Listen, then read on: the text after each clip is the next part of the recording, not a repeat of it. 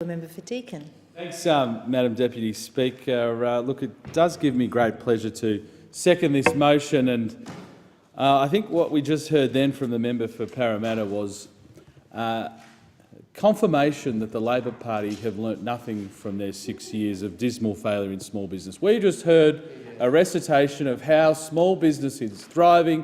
There are no problems in small business, and in fact, in 6 years, the only problem with small business policy under the Labor Party was that they grew to become medium-sized businesses. I mean, that's the most outrageous and out-of-touch thing I've heard, and the data doesn't prove it, and you can make up any statistics you want to try and prove an argument, but you've just proved how out of touch you are with society. So I will go to small businesses in Deakin and say, the member for Parramatta thinks small business is thriving, and they'll say, oh yeah, well that's the same party that imposed the carbon tax. That's the same party that voted against the repeal of the carbon tax. So I'm glad we've had that confirmation today. And talking about certainty, I must touch on that point too. 6 small business ministers in 6 years. And for the member for Parramatta to try and have a straight face while coming out with that guff is absolutely outrageous. Anyway, I'll go back to the motion, which is an absolutely outstanding motion put forward by the member for Hindmarsh, and it's an example of the high priority that this coalition government places on supporting small business, not outrageous rhetoric that we get from those opposite. Small businesses, as the member for Hindmarsh said, are the backbone of our economy, and certainly the backbone of the economy in my electorate of Deakin. And having grown up in a small business family, I am acutely aware of the tremendous opportunities and hardships that life in small business can present for all those involved. There are over 13,000 small businesses in my electorate of Deakin, and of these, the vast majority of them are businesses that, quite frankly, are doing it tough and really go month to month in trying to make ends meet. But the figures of 12,000, 13,000 small businesses per electorate is not particularly unusual to Deakin. It is actually quite representative around the country. Small businesses drive employment, innovation and growth, contributing about 1/3 of private industry's contribution to the economy and employing around 4.5 million Australians, or about 43% of private sector employment.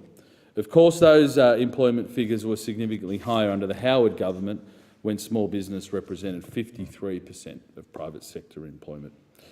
Regrettably, as I've touched on, over the last 6 years, 519,000 jobs were lost in small business, and Labor's never prioritised nor understood small business, with their focus primarily on large unionised corporations. The coalition government's made it clear from the outset that we value small business and have been implementing plans to help rebuild the sector. The Prime Minister commenced by appointing a Minister for Small Business, the Honourable Bruce Bilson, but ensuring that he sits in a cabinet where the small business sector can rest assured that Minister Bilson is advocating for their needs and interests at the cabinet table. At the same time, the government moved the small business policy function into Treasury, recognising small business issues should be factored into wider economic policy. These fundamental changes demonstrated a level of respect and appreciation for the small business sector which has been missing under Labor, and a commitment to restoring business confidence and supporting the sector. But we're changing a lot of the issues surrounding small business, or we are making significant changes to improve the life for small business. And going to the motion, the government has demonstrated its commitment to providing $2.8 million over 4 years to make it easier for small businesses to do business with government. We've heard about the Commonwealth contract suite for contracts valued under $200,000. We've also implemented a policy of pay on time or pay interest policy to ensure that small businesses, where cash flow is so important, are not disadvantaged by slow payment.